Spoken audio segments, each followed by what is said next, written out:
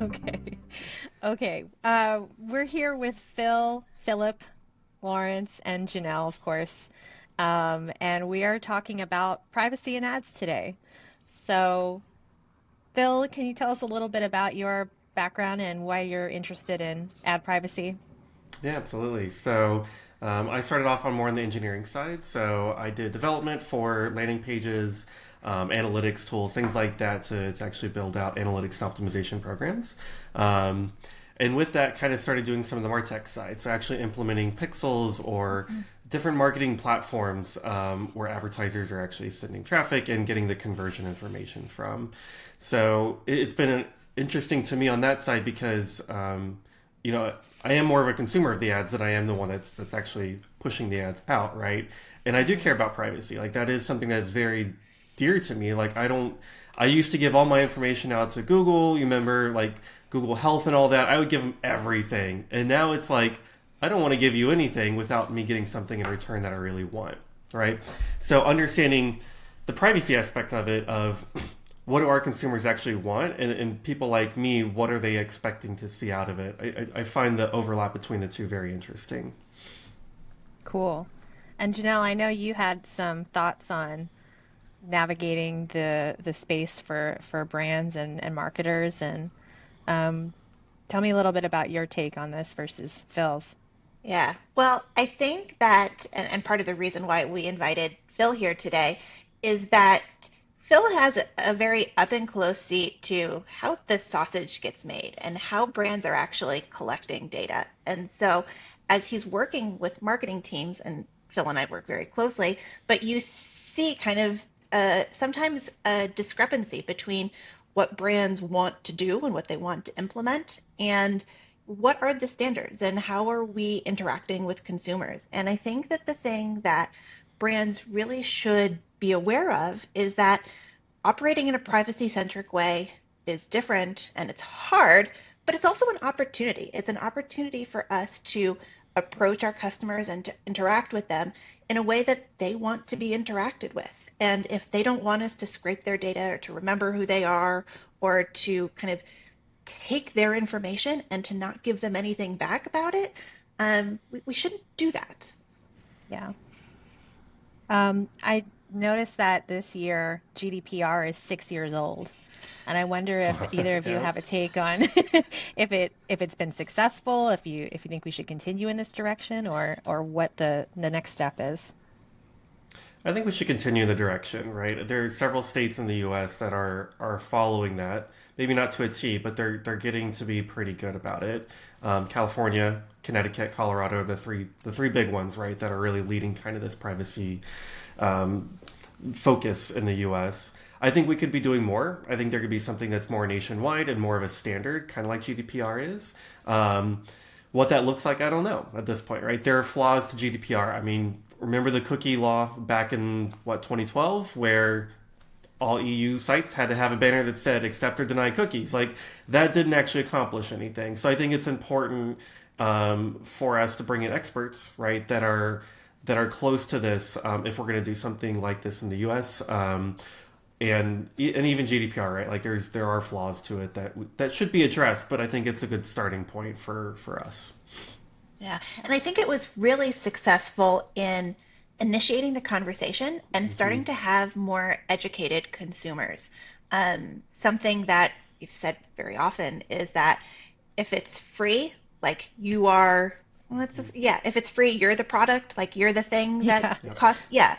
And I think that GDPR and all of a sudden everybody having to click, yes, I accept cookies, is got people, like, that's what got people to start thinking about this. I literally have a Venn diagram on the bulletin board next to my desk that says people who know what cookies are and people who benefit from cookie laws. And the overlap is very small, but it's an old printout. Like, it's an old printout from, oh boy, I'm aging myself like more than 6 years ago, aging myself in this industry. But I think that that overlap has gotten a lot larger because there is just more knowledge across the board, not necessarily within a certain industry or within a certain demographic. Like everybody's expecting more from our digital experiences. And Yeah. you definitely see that on the programmatic side with all of the ad tech changes that are happening in the industry right now. I know Ad Week is going on this week, so there's a lot of conversations happening around how we have more transparency in the data and just to clean up that whole flow. Yeah. Um, Out of curiosity, Phil, can you think of any brands that you have engaged with in any capacity who have either done this very well or done this very poorly? I can think of many that have done it very poorly, but I don't want to name names and shame them. Yeah, I think there's part of it is, at least in the US, right? Like, since we don't have anything that's nationwide, we're looking at brands who are like, why do I even need a consent manager? Right? Or those that do install it because legal requires it to. How do I get around it? Right? How do I still track people but this? And that's the kind of the question is like, should you actually be tracking these people? No. Like, they don't want to be tracked. They don't want their information sent elsewhere. Like, respect them and they're going to respect your brand, right? If you don't have that mutual respect, they're not going to want to be a customer and you're wasting your ad spend on them. Pretty simple, right? Um, on the flip side, I have worked with some brands.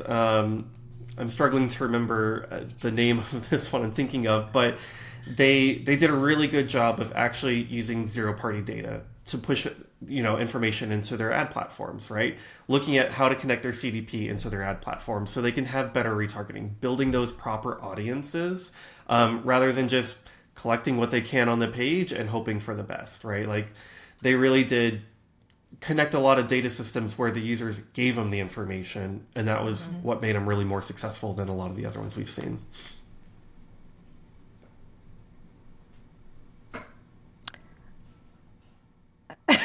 I don't know.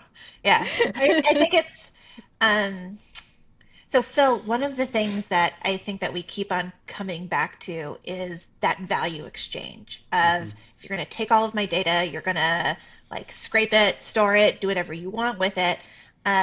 I want something back. And Yeah. kind of in your experience, are there things that you have seen that are really successful? And how do we inform our customers before they give up their data that there is a value exchange and what that's going to look like?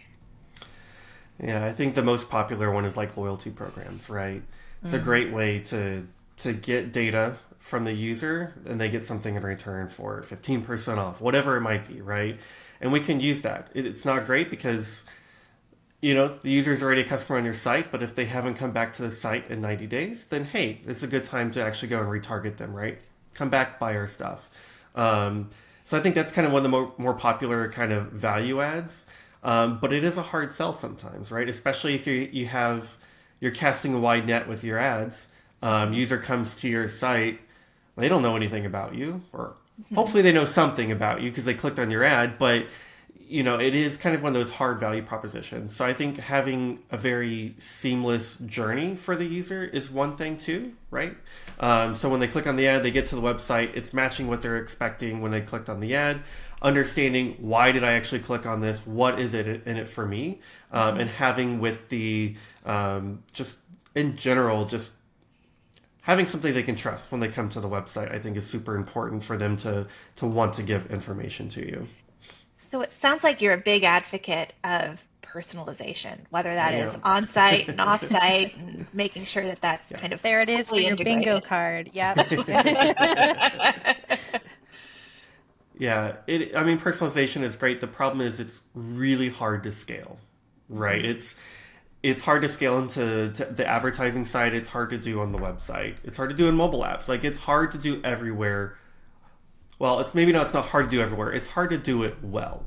Mhm. And I think that's the key is that as a consumer, I don't want to come to a website and be personalized for maybe my wife's interest, right? I have different interests than she does. I don't want to see some of, her shopping habits here. I want to see my shopping habits.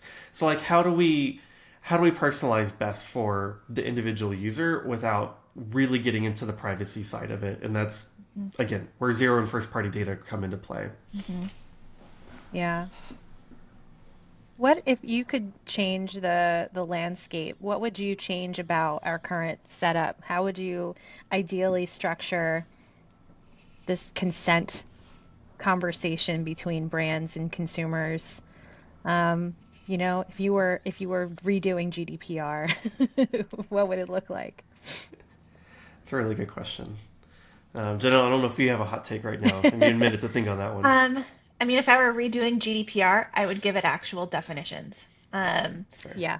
One of the things that was really challenging with GDPR for brands in the beginning, and I think still continues to be a challenge, is a lack of a consensus on what everything means. Yeah. And a lot of that is because the people who were writing GDPR didn't also know what everything meant. We also have like a very rapidly changing digital ecosystem of what is possible, of how brands are doing things. Um, and yeah, I would, if I were rewriting GDPR, I would have better definitions. Um, That's great. Yeah. Yeah, I have to echo that. The amount of times that I've been asked, like, well, what does this actually mean? Can we track a cookie or can I place a cookie? And it's like, well, yeah, technically yes, but technically no. So, like, yeah, I think that's a great call out. And I think there needs to be more enforcement too, right? There's a lot mm, of threat of yeah, enforcement, but I haven't seen that much, especially for countries outside the EU or yeah, companies that are outside the EU, right? Like, there's a lot of threat to it, and when it first rolled out, it was like, oh my gosh, we're going to lose billions of dollars on fines if we don't do this immediately. hmm And there's been a few instances of it, but there really haven't been too many. So it's not necessarily changed the GDPR itself, but just follow through with it, you know? Yeah, I mean, what a challenge, especially if you're a smaller brand, to have to deal with a different set of rules for every state, every yeah, Right. region. Now it's UK GDPR instead of EU, right? And it's Yeah. like everything has gotten yeah, so fractured. So, very challenging environment. yeah. And I think that the other thing that is really important to focus on is that this isn't cookieless tracking. This isn't like, oh, just pivot to server side, just pivot Right. to first party. Like, it is changing how do we collect and use consented data. And no matter how you're collecting data, like, you need to have that privacy centric, consent centric approach. And I think that we've gotten really tied up in, are we using cookies? Can we do a cookie audit on your site? Hmm. Like, can we change the color of the button on our banner so that way more people opt in? Like, you could do it, but like, come on. Everyone likes cookies, Janelle. It's fun to talk about. Oh, I'm a big fan of cookies. But like maybe not this kind of cookie. Yeah. All right. Yeah. Well, any closing thoughts on privacy, the world you see it, your clients, how we work with them? Yeah, I think from my side, it's really understand what your audience is, understand your consumers, build that trust with them, right? You can't target everybody. It's impossible. And if you do try to do that, you're going to get junk ads that are going to be wasting ad spend, and people are going to be really annoyed with your brand, right? Like, the amount of times seen a completely irrelevant ad, I'm just like, why? Why am I getting this? You're wasting your Yeah. money on me, right? So really understand your audience, understand your consumers, and target those specific people rather than trying to cast that wide net. Awesome. Well, thanks so much, Phil. And good to see you again, Janelle. We will follow up soon.